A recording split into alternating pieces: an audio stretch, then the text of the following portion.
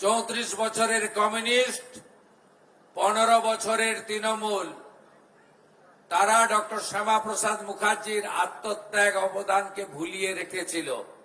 ভারত কেশরীর আজ 125তম আবির্ভাব দিবস। আমি প্রথমেই ডক্টর শ্যামাপ্রসাদ মুখার্জির আদর্শ ভাবধারায় যারা দশকের পর দশক শুধু বিচারধারার জন্য লড়াই করেছেন, সেই সমস্ত বরিষ্ঠ ব্যক্তিবর্গকে আমার অন্তর থেকে শ্রদ্ধা এবং প্রণাম জানাই। মঞ্চে ভারতীয় জনতা পার্টির প্রাক্তন রাজ্য সভাপতি, রাজ্যসভার সম্মানীয় সাংসদ, আমাদের সর্বভারতীয় নেতা রাহুল সিনহা রয়েছেন। আমি দাদাকে কৃতজ্ঞতা এবং অভিনন্দন জানাই। আমাদের মধ্যে রাজ্যের প্রবীণতম নেতা প্রতাপ ব্যানার্জি রয়েছেন, সাধারণ সম্পাদিকা লড়াকু নেত্রী শ্রীমতী লকেট চট্টোপাধ্যায় রয়েছেন, রাজ্যের শিল্পমন্ত্রী এবং এই রাজ্যের অত্যন্ত সিনিয়র লিডার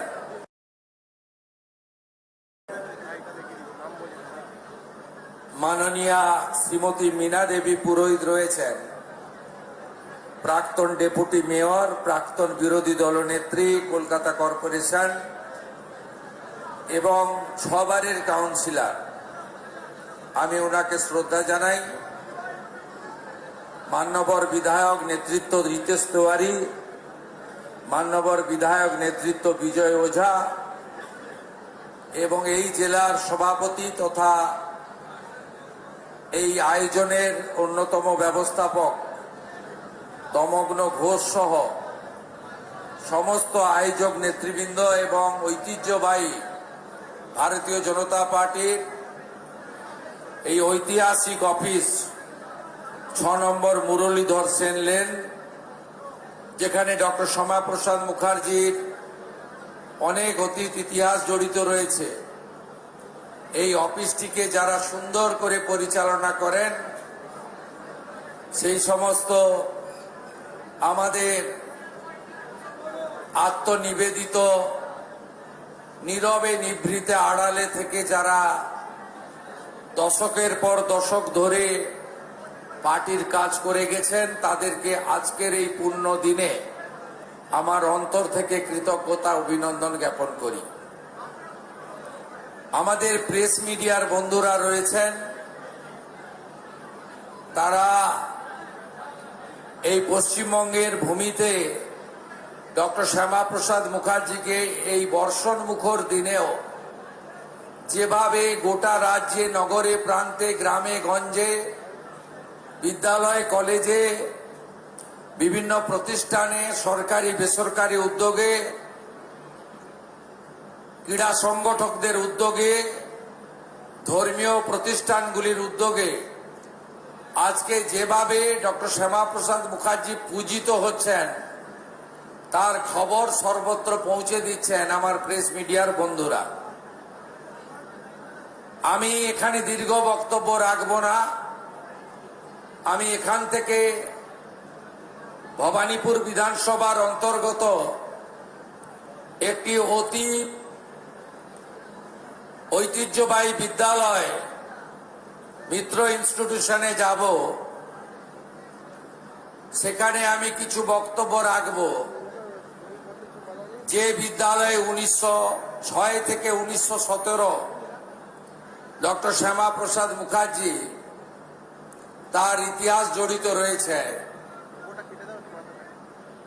এছাড়াও আমাদের রাজ্য সরকারের পক্ষ থেকে আজকে জেলায় জেলায়, মহকুমায়, ব্লকে এবং পুরসভাগুলিতে সর্বত্র বিকেল 3টের সময় একযোগে এই কর্মসূচি পালিত হচ্ছে।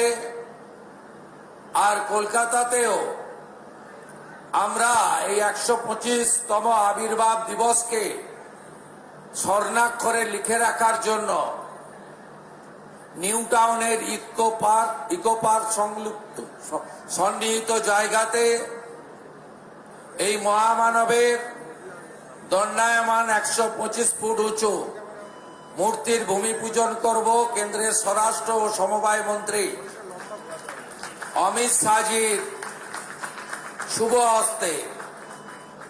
মূল প্রোগ্রাম আমাদের হবে মিলন মেলাতে। সেখানে আপনাদের সকলকে অত্যন্ত শৃঙ্খলার সঙ্গে ওই কর্মসূচিতে যোগদান করার আমন্ত্রণ রাজ্য সরকারের পক্ষ থেকে আপনাদের আমি করছি। সেখানেই মাননীয় স্বরাষ্ট্রমন্ত্রী তার মূল্যবান বক্তব্য রাখবেন। আমি শুধু একটা কথা বলবো যে আজকে আমরা ভারত মাতার চরণে আশ্রয় পেয়েছি এই মহামানবের জন্য, নইলে আজকে আমাদেরকে আগের পাকিস্তান আজকের বাংলাদেশে থাকতে হতো এবং তার পরিণতি কি হতো আমরা নিজেরাই social media, electronics media, print media এবং ওই বঙ্গে থাকা আমাদের আত্মীয় স্বজনদের কাছ থেকে আমরা প্রতিনিয়ত শুনতে পাই, দেখতে পাই। তাই আমরা পশ্চিমবঙ্গের নতুন প্রজন্মকে, আগামী প্রজন্মকে একটা কথাই জানাতে চাই যে 1947-এর 20 জুন এই পশ্চিমবঙ্গকে ভারতভুক্তি যিনি করিয়েছিলেন, পশ্চিমবঙ্গের তৈরির অতীত ইতিহাস বর্তমান প্রজন্ম এবং আগামী প্রজন্মের জানা দরকার। আপনারা বিশ্বাস ভরসা রাখতে পারেন এই সরকার পরিচালিত হবে ডক্টর শ্যামাপ্রসাদ মুখার্জির বিচারধারার উপরে। এই সরকার পরিচালিত হবে, তার কার্যপদ্ধতি হবে ডক্টর শ্যামাপ্রসাদ মুখার্জি স্বামী প্রণবানন্দের স্বপ্ন পূরণের মধ্য দিয়ে। আমরা জানি 34 বছরের কমিউনিস্ট, 15 বছরের তৃণমূল, তারা ডক্টর শ্যামাপ্রসাদ মুখার্জির আত্মত্যাগ অবদানকে ভুলিয়ে রেখেছিল। আপনারা নিশ্চিন্ত থাকতে পারেন, বিদ্যালয়গুলিতে যেভাবে প্রার্থনায় বন্দে মাতরম মন্ত্র উচ্চারিত হচ্ছে, একইভাবে ঘরে ঘরে ডক্টর শ্যামাপ্রসাদ মুখার্জি পূজিত হবে। এটাই আমাদের লক্ষ্য এবং স্বপ্ন।